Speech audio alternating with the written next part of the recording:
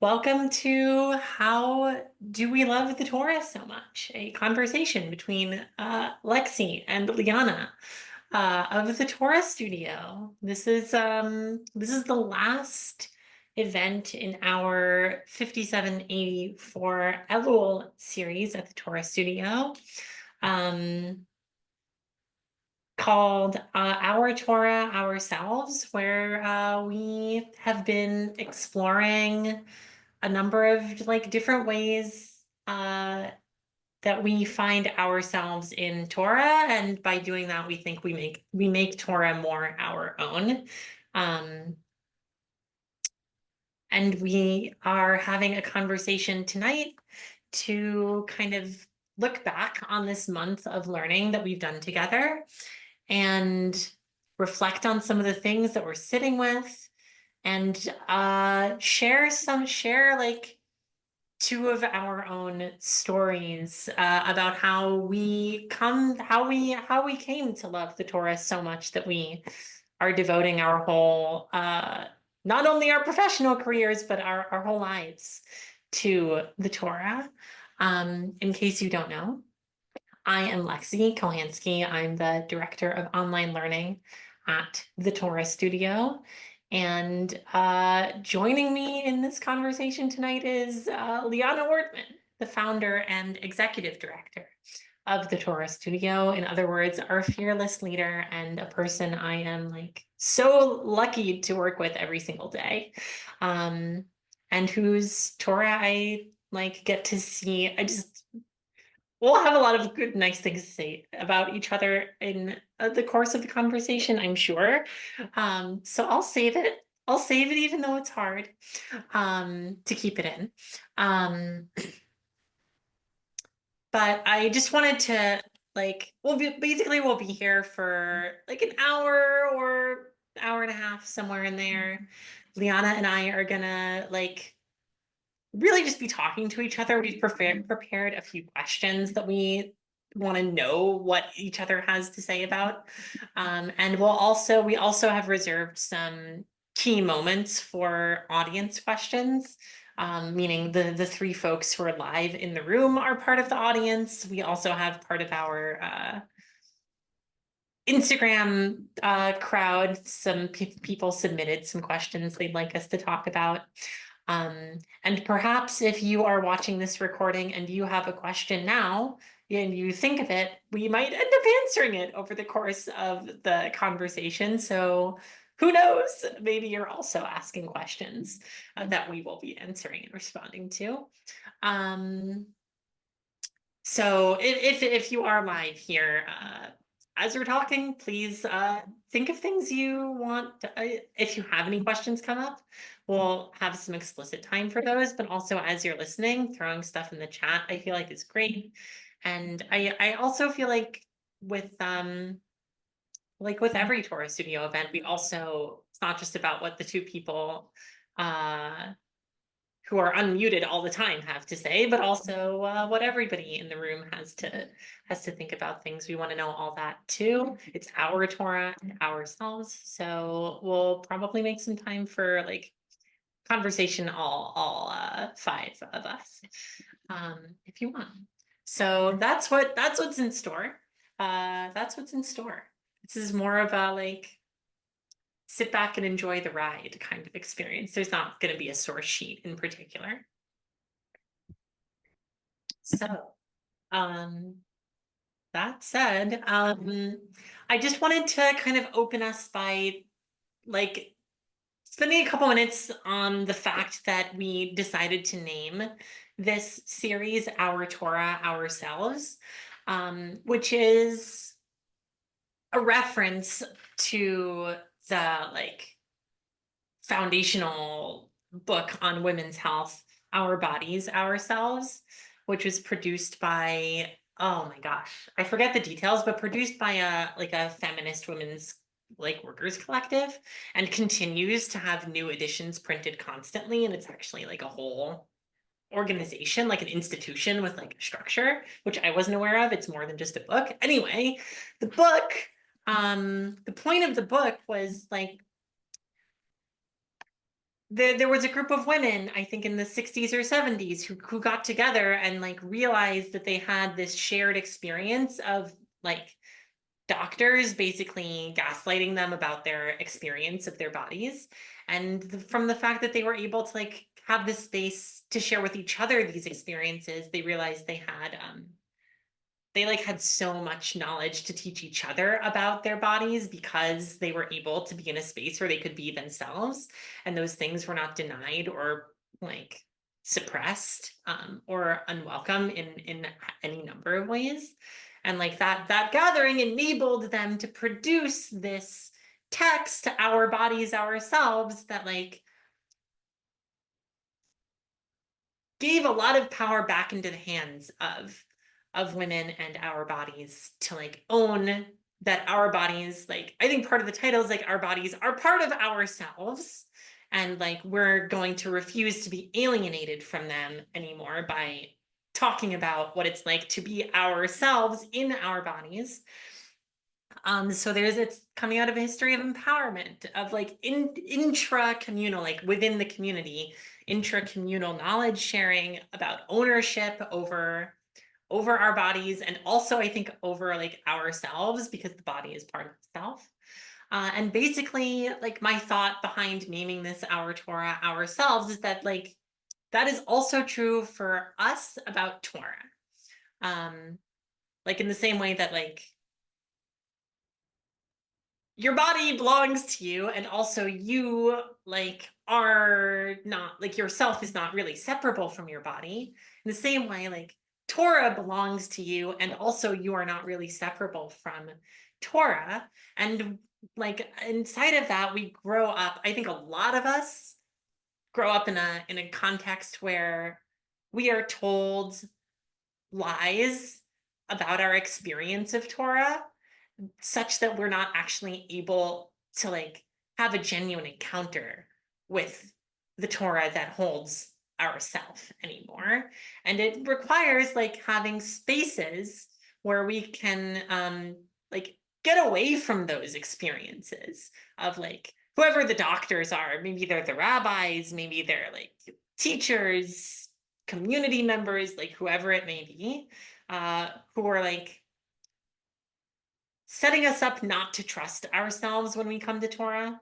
Um, and we basically are we have tried to make a space this past Elul for us to come together as our genuine selves, um, and really see what our encounter with Torah has to teach us, not only about what the Torah is, but also about who we are when we are ourselves with the Torah. So that was the idea behind Our Torah Ourselves, and that's some of what it means to me. But I didn't say any of that to Liana when I said the name. I was just like, here's a name. I think this would be a great reference. So Liana, I would love to hear, what does the theme mean to you? Because you actually were the one who had the idea to do an Elul series at all. So what does the theme mean to you? Well, um, I didn't know the whole history of the title when you told it to me, but when you did, we had been trying to figure out what we wanted to call it for a really long time, and you had expressed that this was a reference just to Our Body Ourselves as a feminist like DIY text, and I was like, "Yep, I don't even need to know more. I get what they're trying to say," because exactly what you're sharing, to have access to it calls out that one, do we actually know that much about our bodies, and how do we identify them being as our own? And I think what it really asks us to think about is, what does ownership mean? What does it mean to actually feel that you have the right to name ownership over something, to feel like you have the right to talk about something, to know about something, to be an authority about something? And I think the piece of what caught me clearly of their choice in words, our body ourselves, is that in the end the authority comes from ourselves, right? That like actually the authority is rooted internally, and the Torah, like you said, is the same. That Torah only has authority because humans over thousands and thousands of years have given it that authority, and vice versa. It is ours, and we have to also like engage with it as ours. And I think that so often Lexi, you and I have such incredible opportunities to learn Torah from folks who are reading Torah for the first time, and they're giving us some of the best Torah we've ever heard in our lives. Like we've had such incredible opportunities to learn in places with teachers who have 4 titles after their names, and I'm hearing the same things over and over again. And the first time someone is coming to a text, they're telling me something that is so true to my heart and to the text that I can't even handle it.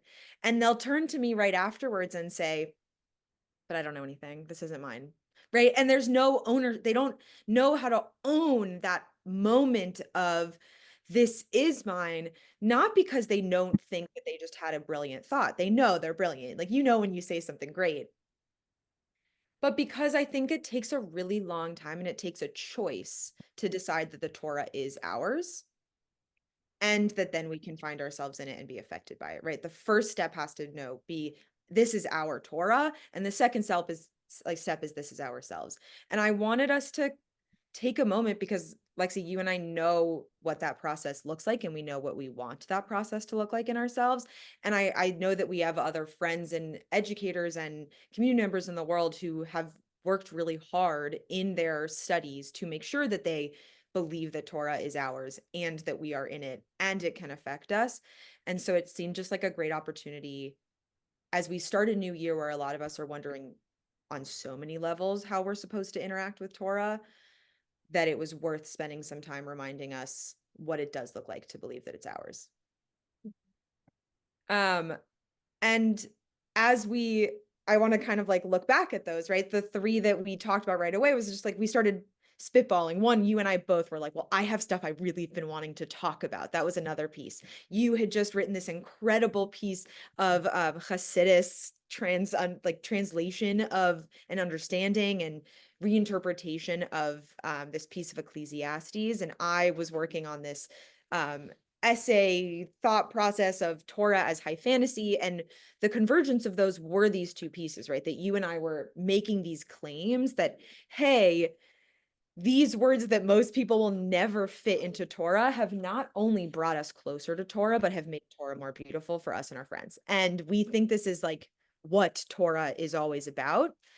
Um, and we also were looking, like, we were just obviously thinking about Abigail and the work that she does and the way that she moves through the world and the kind of way that she really has such meaningful ways of bringing people into Torah, to Midrash, to Halacha, to how we want to sit in our tradition.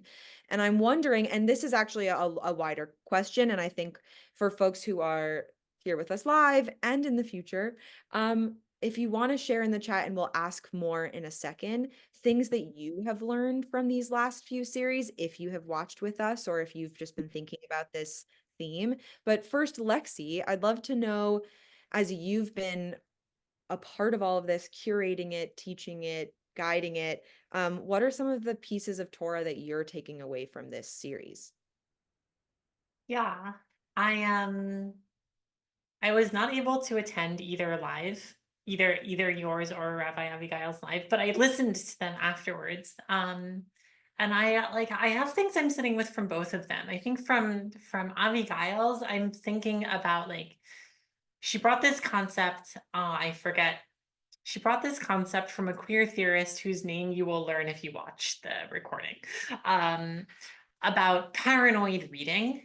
Like when you approach a text, you're already assuming that it's going to hurt you. And so you're prepared for that. But also the fact that you're prepared for it kind of means like you're going to find hurt in it. Like paranoid meaning like a thing exists where it maybe doesn't exist, or it doesn't have to exist. Um, and that just that naming that is a way that I think a lot of women, me also, like in particular, read Torah or especially Talmud. Just having a name for that is so helpful. It's so helpful because now I can notice that it's happening and have something more like constructive to say about it than this text makes me feel bad. But actually, like, I haven't even read the text yet, and it's making me feel bad. Like, I am approaching this as a paranoid reader, um, rather than as a reparative reader, which is like watch the shear. But that like just to, like being on the theme of like understanding ourselves in Torah, like having this like kind of just having this name to something that like is something I do when I engage with Torah is like very important for me to be able to name because it is just part of like my reality as a trans woman engaging with something like the rules about genital damage and whether you can get married. Anyway, that's like something I'm personally thinking about for something else. But like knowing my own psychological landscape inside of Torah is something I'm taking from Abigail Shir and from yours. I mean, I'm thinking about a lot of things, but like one piece I'm taking away is the idea that like sometimes Torah intends to upset us, which is an interesting like juxtaposition to the idea of paranoid reading, like where we're finding hurt where maybe there isn't.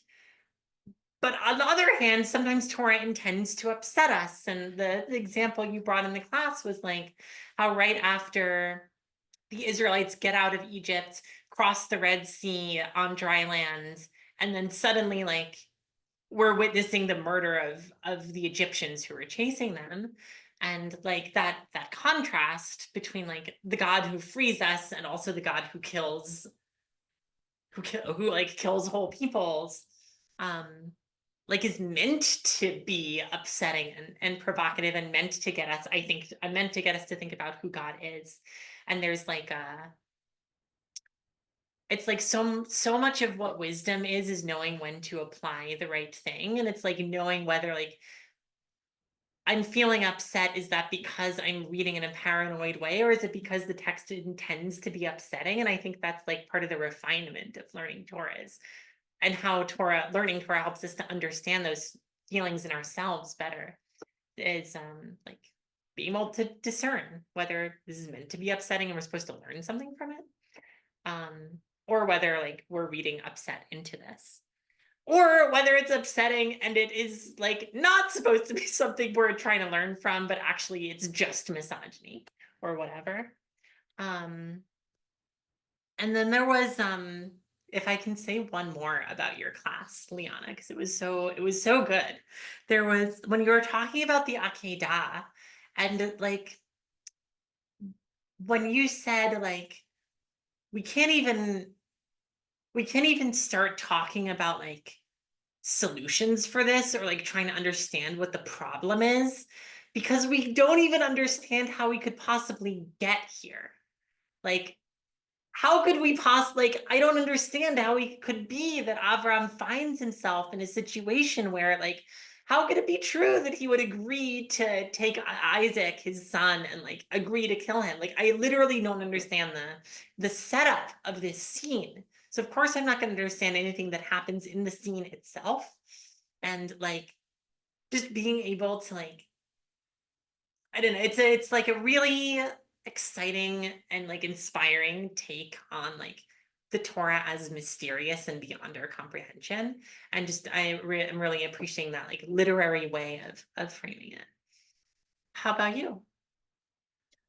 Um, well, I agree. When I was at Abigail's Shear, because I've been to all three of them now, and I was like, whoa, it's almost like we planned all three of these to go together. They all fit so well. Because and if I could go back in time and make Abigail available the first week, I think hers would have made so much sense at the beginning, right? Because I agree, the idea of a paranoid reading was so helpful because I think what you're catching on, and you use these separate words, a paranoid reading is being prepared to be hurt. And I'm thinking specifically about what the word hurt means. And I'm thinking about it being something that is there to cause me pain or that was left out and is causing me pain because I'm not there versus upset, right? That I am morally, emotionally uncomfortable, disoriented, out of sorts. And I think that there are differences, and we know what those differences are between those moments. We know when we're like, whoa, did you just kick me out of this text? Have I just been kicked out of this text? Am I not supposed to be in this room? And the difference between, I don't like what you are saying. I have a lot of things to say back to you. Mm. And it's those moments I want to name that are really what I'm talking about in Torah as high fantasy, because of course the painful moments I think are there often because they don't actually expect, someone didn't expect us to be in the room. Mm. Um, and the larger parts are there because God expected us to be in the room. And that's how I like to read Torah, right? That fine, a bunch of men at some point didn't want me to be there, didn't expect me to be there, didn't expect us to be there. But God, from the beginning, even when people tried to keep us out, wanted us there and left stuff for us to see and to learn from and to be challenged by, regardless of who we were, right? God didn't care who we were to be challenged by what power is, how things work. And I think that a paranoid reading really is like, it's like going into a conversation with a friend, expecting them to hurt us, expecting them to not. And Abigail says this, right? She literally goes to this amazing piece by Alex Bernstein, who I ran into this week, and I was like, Abigail quoted you. And she was like, I was talking about Abigail, and that thing. So it's just like this perfect cyclical moment of like, this is why we have to be teaching each other Torah. To say that Torah is our friend is exactly right. I always talk about Torah as a relationship, and I always talk about that relationship as one that doesn't have to be so linear or clean. It has to be resilient. It's maybe more like a family member who you feel like you are stuck with and you are not maybe. And like, I think that that's actually very important because we talk about chosen family versus biological family. And I think that Torah is one that can be something we don't want to have a relationship with sometimes, but is one that we always have the choice to come back to and build a relationship with. And friendship might be a stretch for some of us sometimes when it comes to Torah, but a relationship of like of respect might be one that we can start to reach for. And I think that that's where I want to come into your piece, because I think that there are a lot of times where respect doesn't look like taking someone at face value.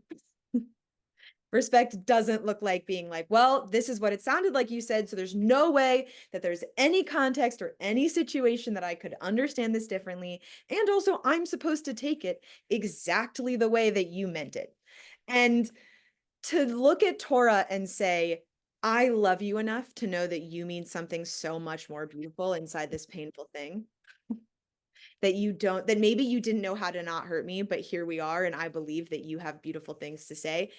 Lexi, what you did with those lines in Kohelet and Ecclesiastes is just beautiful, right? Like, and I hope that folks who are watching in the future or who are watching right now who have not seen Lexi's piece, the woman inside me is the woman inside you. It feels like I'm not even sure which, because She's inside you, honey. Don't worry. she's inside all of us, right? So clearly, Shekhinah's in all of us, and to look at a piece of not only that you are not only looking at a piece of misogynist text and saying, yes, of course this is misogynist, because when we're misogynist, we hurt us and we hurt God, right?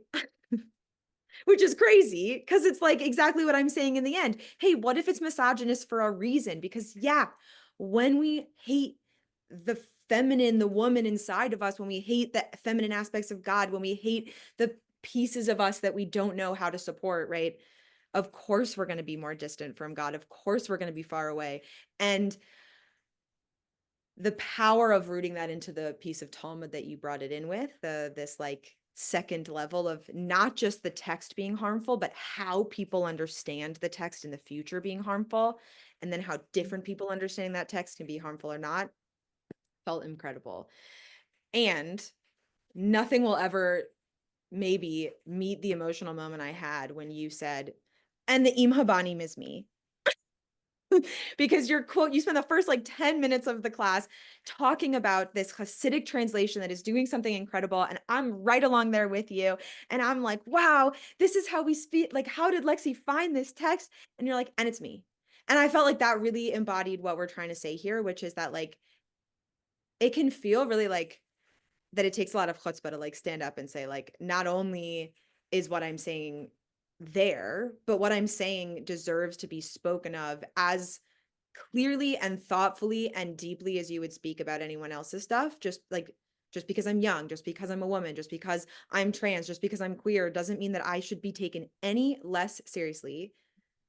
And it made me just want to read every single thing I've ever read as if it is something that I assume has such mastery and value, because I feel like it just felt really powerful to do that. And yeah, you're the Im Hamanim. And also I love that I get to call you that from now on. We have some pieces here in the chat from what folks are thinking about, but I'm also wondering, Kelsey and Leah, Seraphin, I know you mentioned that you hadn't been to the prior sessions, but Kelsey and Leah, you have. I'm wondering if there's anything that's sitting with y'all that you would want to share at the end of this series. Honestly, so much that I'm not going to be, I'm a slow processor. So it's going to be a couple of weeks until I can get into a nice statement. But as is always the case with this stuff, the timing is like it's made for me. Like the timing that happens within Torah Studio and the rest of the Jewish world is like it happens for me. So I've been having a fantastic Elul where a whole lot of stuff is just really coming together for me. So your three talks before this really were like anchors for me in that process. So I'm doing my own reflective process with another Torah Studio person, and that's been going along beautifully. And what we did was chose from a list of names of God from Tanakh and chose a different one each day, and then did some art about it and thought about it, etc. Reflective process. And after listening to your talks, I was randomly choosing the names, like just picking each day. And then I started choosing purposefully ones that don't kind of sit well. Like today's is Master of Armies. So I started trying to play with and wrestle with those names that are maybe more militaristic, more hierarchical. And just like, do you want to see a photo of that, of today's Master of Armies? It just kind of made them my own and what they mean to me, and became so much less concerned about what they might mean to anyone else, you know? Oh, we've got a blur on. Hang on. Oh, it's never easy, is it? Is that blur gonna... Yeah, you're not gonna see that. Okay, so give me a second. I'm gonna see if I can put it in the chat. Can you attach pictures? No. It's restricted by... If you email it to me, I can share it. I can just turn the blur off. It's just my bedroom. There we go. Okay. So it's all the Jedis behind a little icon of my head. And that's my Master of Armies.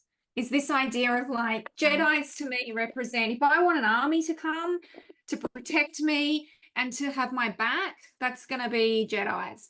So it was like the things that you did gave me a real permission to just come to it however I wanted to come to it. The sci-fi thing was amazing. Sorry, fantasy, there are the distinctions.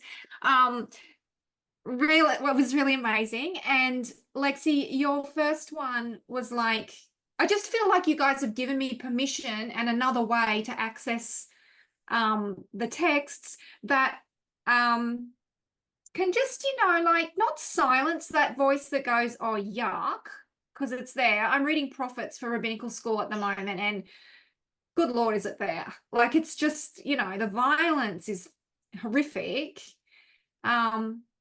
So it's not like I'm ignoring it, but I'm seeing it as metaphor and representative of the horrible violence that gets done even without swords, like violence is a human thing. Yeah, I'm just gonna go into rant territory because I don't have but once again, like Torah Studio has is the backpack on my back that is walking with me at the exact right time when I need the tools that you guys provide. So thank you, Leia. I haven't been to all of them, so I feel like I'm not gonna have as well-rounded of a viewpoint as Leah did. I feel like I just really appreciate not that you guys are the ones who can give the permission, but in a way I feel like you did give me permission to kind of like wrestle with it and see myself in it in a way that I think I've been struggling to do lately. I also really appreciate what Seraphin, I hope I'm saying your name correctly, what Seraphin put in the chat about how there are pieces of Torah which include us and require us to be here to illuminate their presence. For me, that encapsulates a lot of kind of what I've felt. And I always feel this at Torah Studio sessions, but especially the like these in particular, because I think in a really beautiful way, you kind of put uh the humanity back into these pieces where I think historically for people that were not like cis male rabbis, like it just felt like it wasn't for us as much as some other pieces. And so I just really appreciate kind of being given the permission and being reminded, like, no, hey, like there's a place for you here and you have a role here too. So yeah. Thank you, Kelsey. That's a perfect segue into one of my other questions for Liana, which is like the title of the title of this thing is how do we love Torah so much? And um aside from like getting to teach Torah and like demonstrate this, I wanted this to be an opportunity for folks to hear like actually Liana your own story and maybe my own story too if you're interested. But like how did you give yourself permission to love Torah the way you do? Because it's really not obvious. It's not easy to get to a place like that, I think, for so many of us.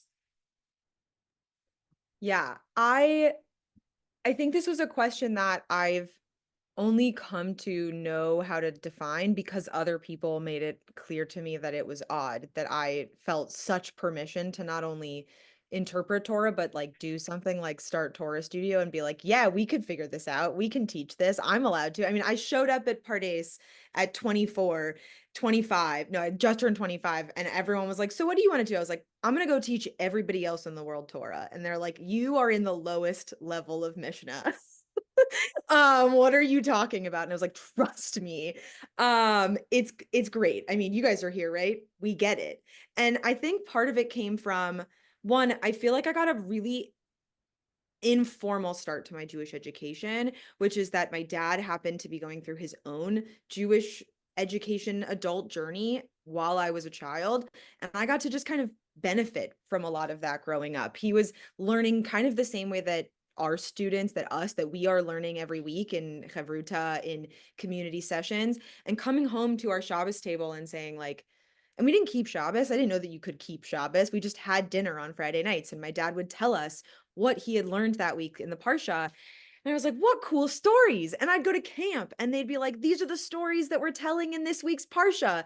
And I would say, those are cool. And I mean, look, I don't know how summer camps did it, but they got the beginning of the book of Numbers, which are genuinely really cool stories. Like I was out there making up plays with my friend and parody songs about Korach, where we were in these places where I was allowed to be like, this is bad that Korach is being swallowed. I don't like that these things are happening. And my rabbis and the people around me, the other teenagers who were in charge of me, were like, sure. And there was just like in so many places where no one was there to tell me either that I wasn't allowed to have fun with it, that I wasn't allowed to enjoy it, but also who, I think in a lot of ways, the other side of that were academics who were like, and it's not even really true, so do whatever you want. And those two things together meant that all of a sudden I was an adult who just had this like excitement for more Jewish stories. And I liked the idea of studying. And I was a very intellectually minded person. I liked learning. That's how I like get into things. And I was a teacher. What else could I do? And it sounds silly to say, it just never occurred to me I wasn't allowed. Right? I was there being a teacher. I was really constantly spending my life thinking about who had let me feel amazing, who had let me feel like myself, who had let me feel like I was allowed to be whatever I wanted. And it was Jewish spaces. And so it just never occurred to me that Torah wouldn't be included in that. And as I started learning, the more I learned, the more I realized how rare that was. And I also realized how much I wanted my Torah to like deeply affect my life. That I didn't want it to be this separate intellectual exercise that was just fun. And trying to put together like a Torah can be whatever, we're having fun with it, with Torah is meaningful and affects my life and changes me and guides me as like a legal code and a communal ethic, right? Have been so difficult and beautiful to crosshatch together, because what it ends up being is, yeah, of course I can only find myself in this Torah because it's beautiful and creative. And what if that's exactly how God wanted us to have it, right? How could it be? I'm just so constantly amazed that I even have the opportunity to read Torah as a religious text. Stephen, a friend of mine like said in the class last week about Torah as high fantasy, there's that he had this hesitation thinking about Torah as fantasy because it'd be too much like myth, and we often think that myth isn't as religious or isn't as sacred, and what if we do that to Torah? And to me, I'm like, no, but we do, right? It doesn't we just do think Torah is sacred, and therefore it is sacred. Sacred means separate, sanctified, put aside, and that's what we do with Torah, is we say this is different and important. And I think just like, as you'll say, and as I said earlier, over and over again, the people who are seeing new things in Torah are the ones who are telling me what Torah really means. And they're not just like, oh, this is gay, like no context, I'm saying that this is gay now, right? Like they're like, hey, I read this verse, this verse, this verse. I cross-checked it with this verse. I read it in this midrash, and a commentary kind of seems to be agreeing with me. I think this text is gay. And like, that's such a different experience. And yet it is the same experience, because we can just be allowed to, like, because we're allowed to be rooted in it, we're allowed to take ourselves seriously. And that's really what I've found. In the longer I spend in it, the more seriously that play becomes. More seriously I can take the play that I spend interpreting Torah. But I feel like you and I had very different like relationships with Torah growing up, and I would love to hear how you found this permission, because I imagine it wasn't the same. I mean, so I had been thinking that, but like, I think the details are different, but I think we actually have in common that like, I never felt like I didn't have permission, but I think from a very different standpoint, right? Like, um, I was like a very antisocial kid, and I was like, I just am gonna, I think I'm gonna think what I think, and I'm gonna sit in my bedroom, and I'm gonna be right, and like screw everybody else. Essentially, it was like how I lived most of my life from like age 10 to embarrassingly late. um, and I mean, like I grew up in a house where like I went to a like conservative movement Jewish day school. We like had like Friday night dinner. We went to synagogue on Saturday mornings. We like celebrated all the major holidays. But we didn't have like we didn't really have a sense of community. Like to me, Judaism was not about community kind of at all.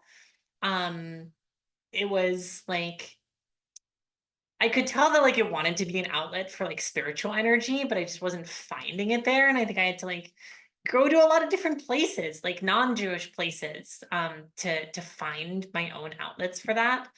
Um, and then eventually I realized like none of those outlets really belong to me in the same way that Judaism belongs to me. So why don't I try that? And this was like towards the end of college. And basically, like, my instinct was not like, I'm going to take a class with a teacher. My instinct was, I'm going to read the guide for the perplexed on my own, like cover to cover. It was just the kind of person I am. And like, basically, I kind of kept going from there on my own. And I think like at some point, I think there's a difference for me between like feeling that like I can have my own personal relationship with Torah on my own terms. That is something I've always felt permission to do. But that I think is different from like really feeling that what I have to say about Torah could matter to other people, could be something other people would want to hear, and actually that I would want to have those conversations, like as myself with people. And like that confidence, I think really started building like when we met, like just shortly before we met in Jerusalem at Pardes. And then like you invited me to teach. I was like doing a little bit of tutoring, and I was like, I'm just like again like kind of doing my own thing. I'm like not going to talk to more than one person at a time about Torah. And then you invited me to teach Psalms at the Torah Studio, and like I mean I had been a teacher of other topics before, but that was, I don't know, that was one of the first times that I like was invited to design a curriculum about what I thought that Torah can do for us. Um, and like the fact that Torah Studio created that opportunity for me, like having someone tell me, I like, not only do I take your voice seriously and respect it, which I think I kind of already had, but like I want to invest in cultivating that voice because I think it's important to like the Jewish people or the world. Like having someone tell me that and then like back it up with like material resources and time and commitment in the way that you did really like is such a solid grounding. And like we've done that for other teachers now, which I'm like very proud of us for. But like that kind of like I'm gonna not only like cultivate and encourage your voice, but I'm gonna show up for you to give you platforms where your voice is centered. um I think is one of the most powerful things we can do for each other in terms of giving ourselves permission to love Torah. One of the ways we acquire Torah is not learning. Not all, one of the ways we acquire Torah is learning, obviously. But one of the other ways on the same level as that is teaching. And I find that that's really true. The more we teach each other Torah, whether that's like a class that people like a professionally polished class that people come to, or sitting around at like a Shabbos table with your friends and sharing a thought on the Parsha, or everything in between is teaching Torah, and like is I think critical to how we give ourselves permission to love it. Like we give ourselves permission by doing it. I think in a way we don't wait. We literally give ourselves permission by saying I'm here and I'm going to do this, and people are going to listen.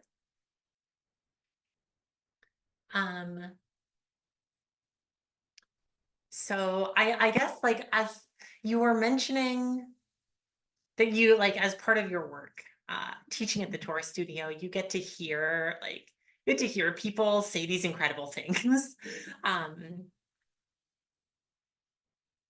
And like totally like blow stuff out of the water on like a first encounter. And like I would love to hear like why, what am I trying to ask? I guess I feel like I get a lot out of for my own relationship with Torah out of being in community like that with other people of very different perspectives. I'm curious to hear like how that like being part of a diverse Torah community is like, does it speak to you? It's important. Obviously, it's important to you. I guess like would love to hear a little bit more from you about why that is so central to your vision of what Torah is. I know you didn't think about this. I'm just asking off the cuff because I'm was like, genuinely Lexi, curious. this isn't on our list. I don't know where you're getting this from. I just want to know. I feel No, like I it's know. an important question. I think that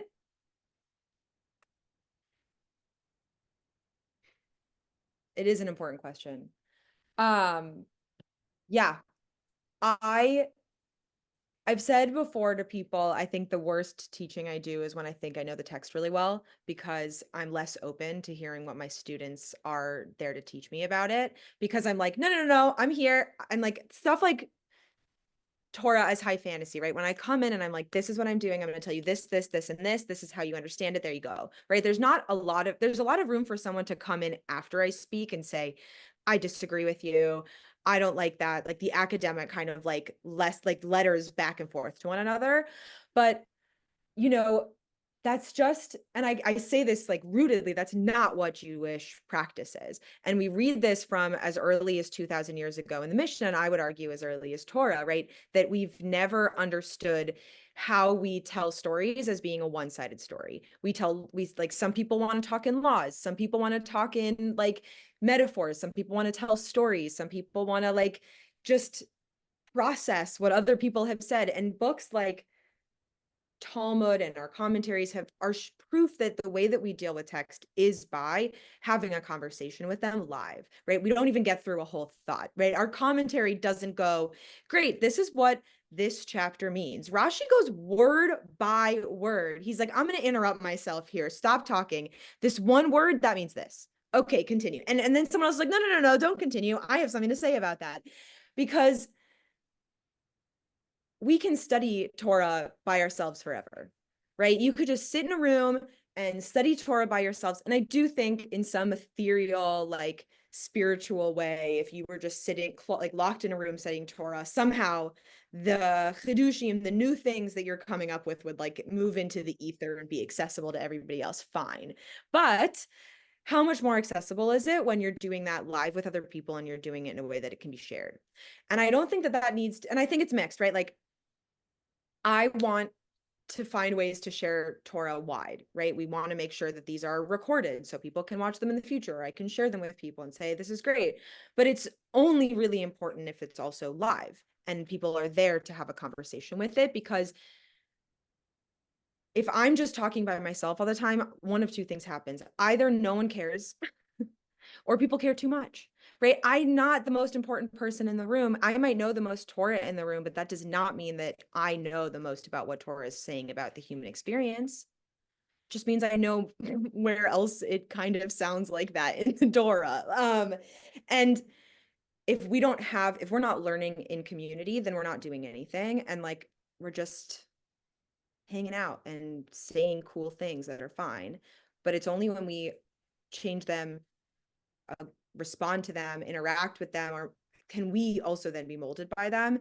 And that's only worth anything if other people are part of that with us. Because Judaism would be really boring if it was always by yourself, because we like literally don't let you do things with less than 10 people sometimes. And it's like more boring when you do it by yourself, because it's like, yeah, you don't get to do as much. And I would argue that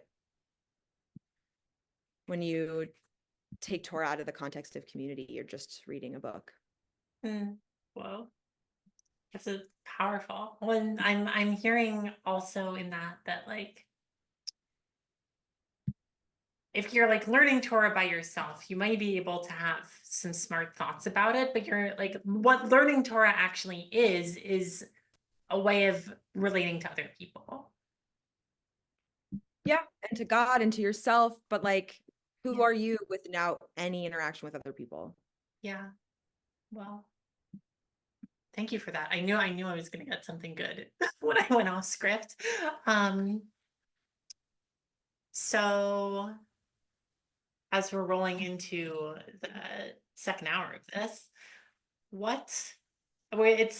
so this is an Elul series, right?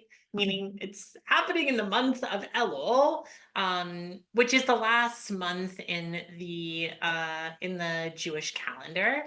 And like what we do in this month is reflect on ourselves, on what we've done in the past year, on our place in the world and what the world has done in the past year. And we like get ready for the like renewal of the year to come that starts on Rosh Hashanah, which is, I won't even say how close it is from today. But we're reflecting on how the kind of energies we're bringing into the next year is like one of the things that Elul is for.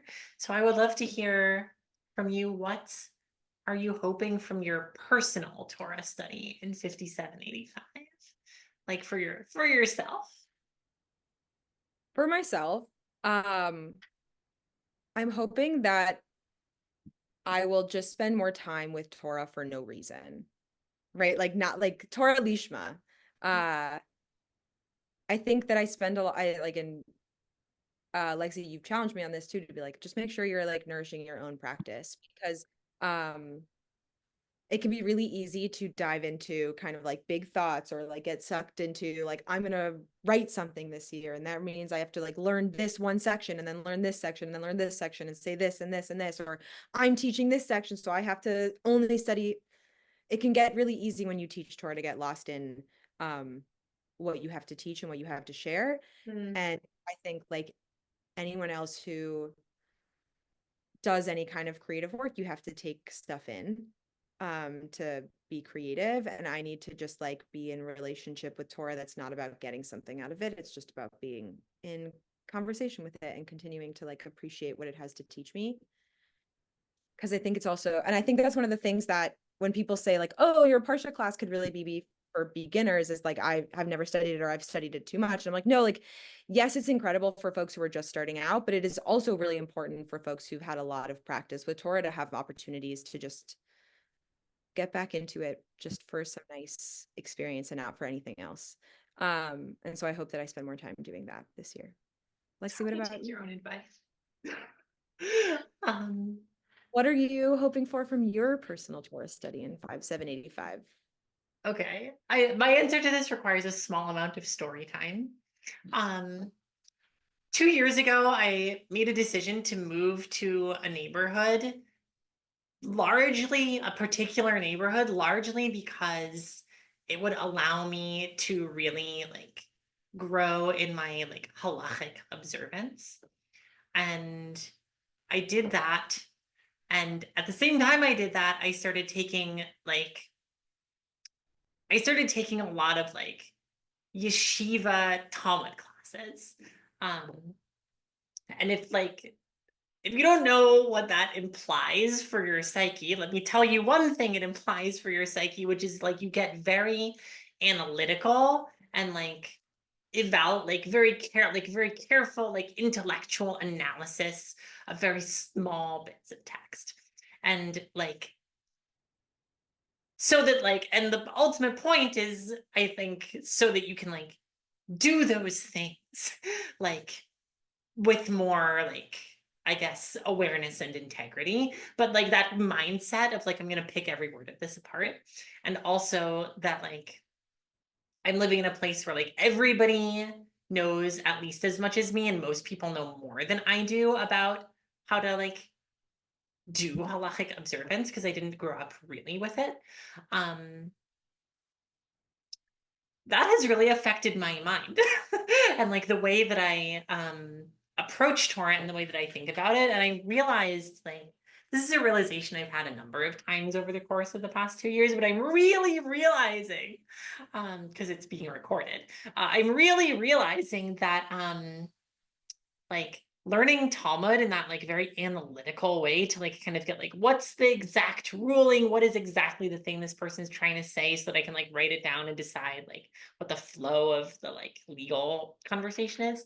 Like that's not, I think I'm good at that. I think I'm good at that. But it's not what I actually love the most about like the world of Torah. It's not actually the thing that like it sustains me. It's not the thing that brought me here. The thing that brought me to this point of like having all these books on my shelf is that I love God so much. And Judaism is like the channel through which I can express that and which supports that expression for me. And like, I think I get lost in the sauce of like, I'm doing halacha because I'm doing halacha, but not actually I'm doing halacha because like insofar as that supports me loving God, right? And I think part of that, like the really concrete little piece I'm taking away is like, even when I am doing like halacha and Talmud study, which I'm gonna keep doing it, because I do like it. It's not about the product. It's not about the end result. It's not about arriving at the correct ruling.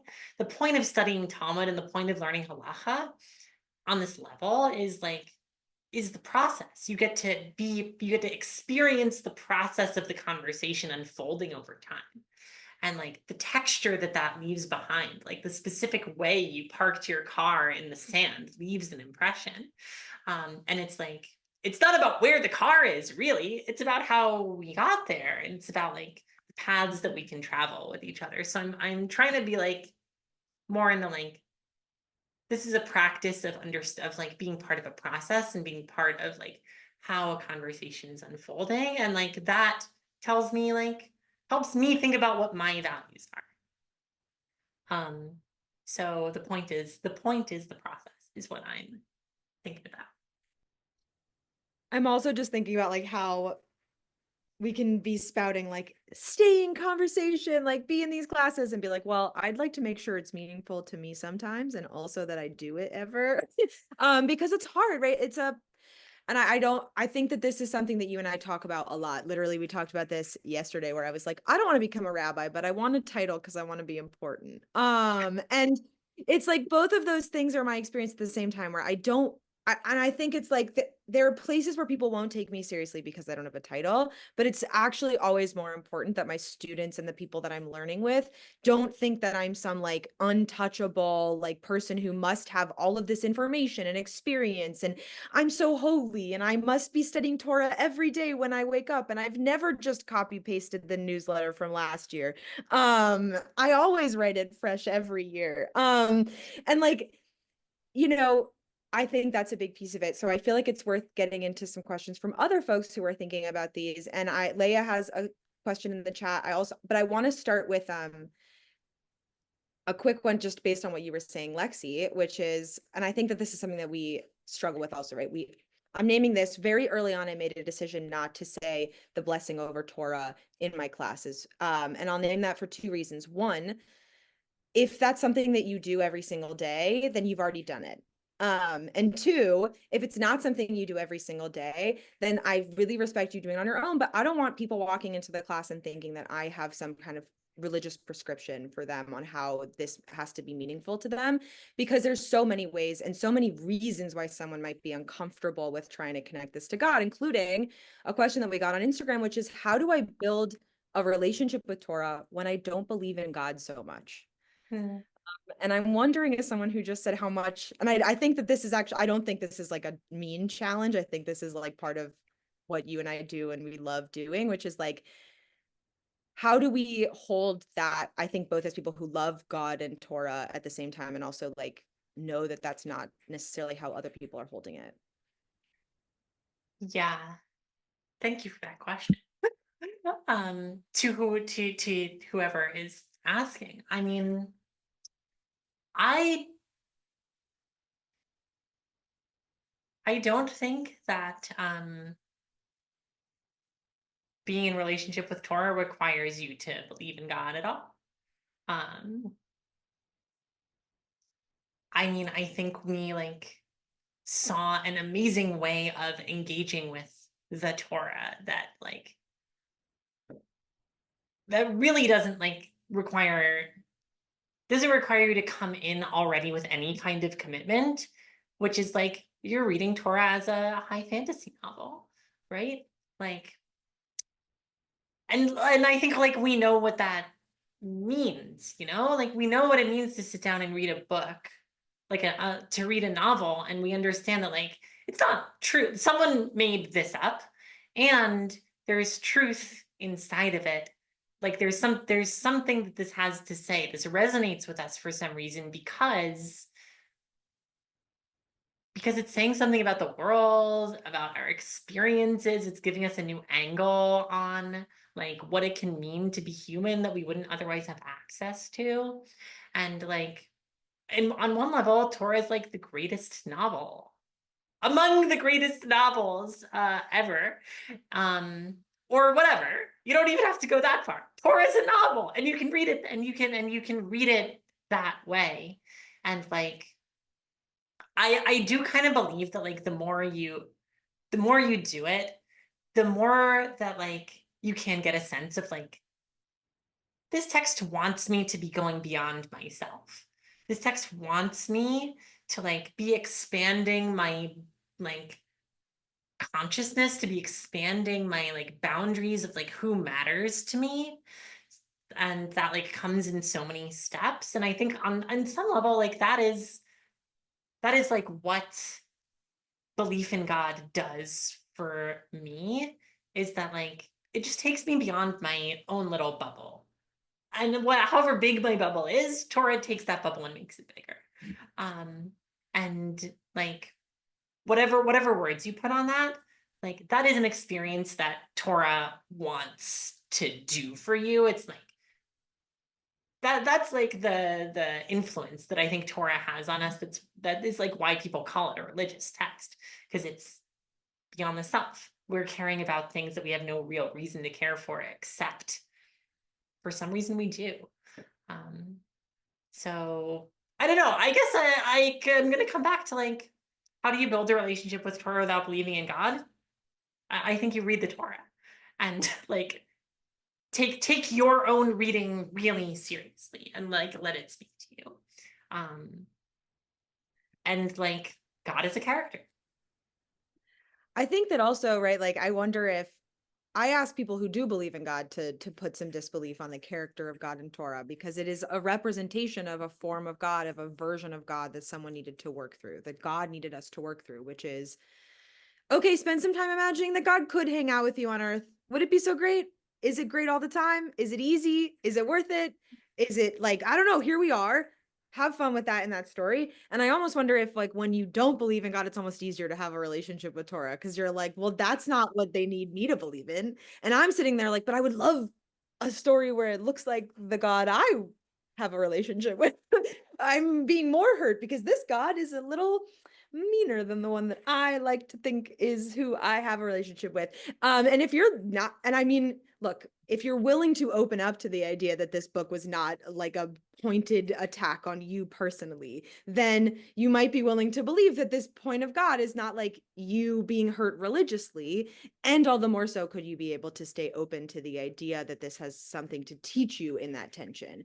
That you could, that if it's not that God wrote this book, that if you don't believe that this is some sanctified, unchangeable text in a way a lot of modern people think about divine things, you might all the more so be able to like actually build a relationship with Torah and with the people who are also having relationships with Torah, in a way that I think often can block those of us either in being like, well, this must be what God is like because that's easier, or being like, well, I guess I don't know how to define what God is like to me and I don't see it here. So I also just adding like, forget the question, like, why do you need, like, we can have so many different relationships with Judaism. And I think we're all getting comfier with the idea that God is a more hard to define part of that for a lot of people. Should we do Leia's question? Yeah, let's do it. So Leia asks, does it ever scare you how much you love Torah? It scares other people.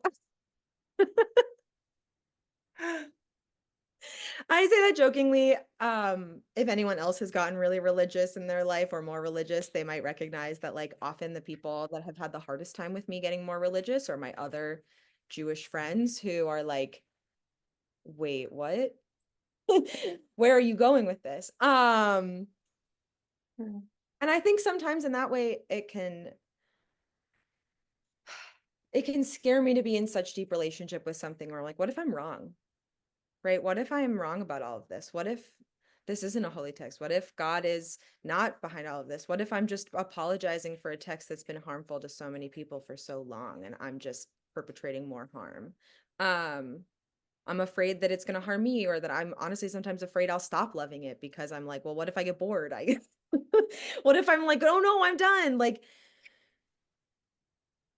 but I don't think that but I think that the fear is all around like the external parts of it. That when I'm in the love of Torah, there's just like as much as it's about the other person that I'm having that conversation with, it's also just as much about that individual relationship that I'm having. And it's like, whoa, that's cool. That's amazing. And I feel very grateful for it.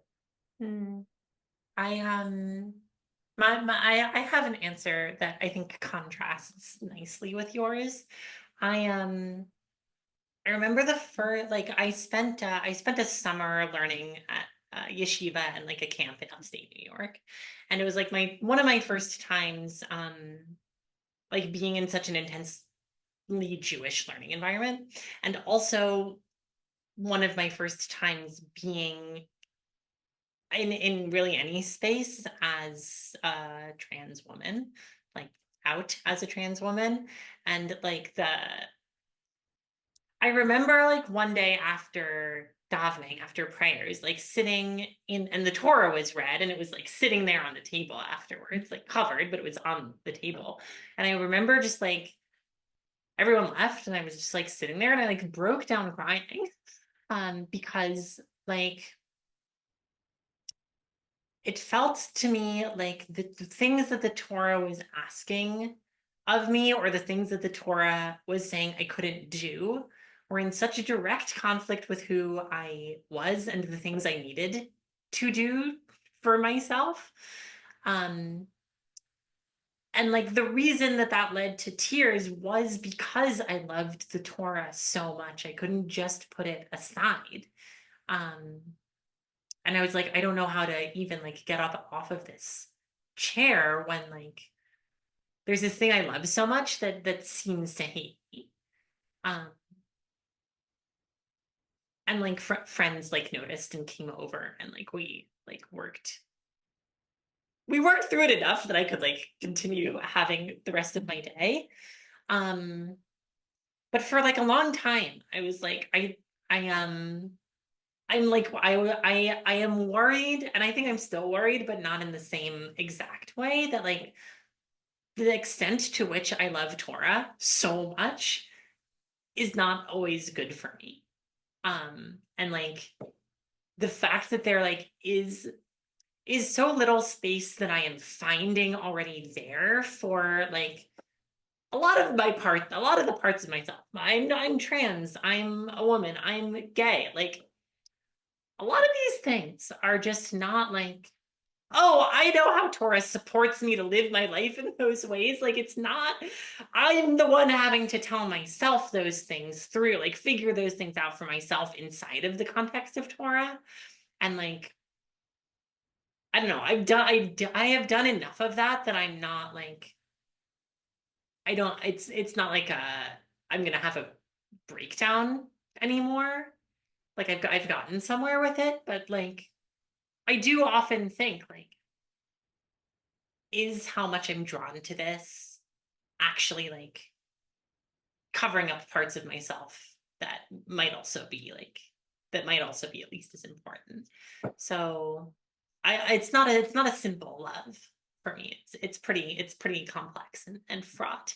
But I do genuinely love it. So that's where I am. Thank you, Leah, for that question. It's really important. Yeah, and thank you, Lexi, for giving us that, because I think it's important that, again, like I said before, like there's a lot of joy that we have in this, but I say in my classes, like the joy I hope you find in Chavruta is not one of just like pure giggly giddiness, right? I don't want you to just have fun the whole time. I want you to find the joy of being challenged, of being pushed, of insisting that you are going to stand by it and be there with it and be seen through it. And I think sometimes like you said, like it's when we feel alone in it that I think it can get really hard. And that's another reason that doing it in community is so essential. Yeah, Because the right community. it's important that there be people there who can hold you up and who don't just let you like get bogged down in the meaner parts, because those voices are in our tradition. They're not there. And they're also, I think the hardest part of our job is being some of the first voices to counter those voices. Yeah. And it makes it hard to believe that we're allowed to. But we are.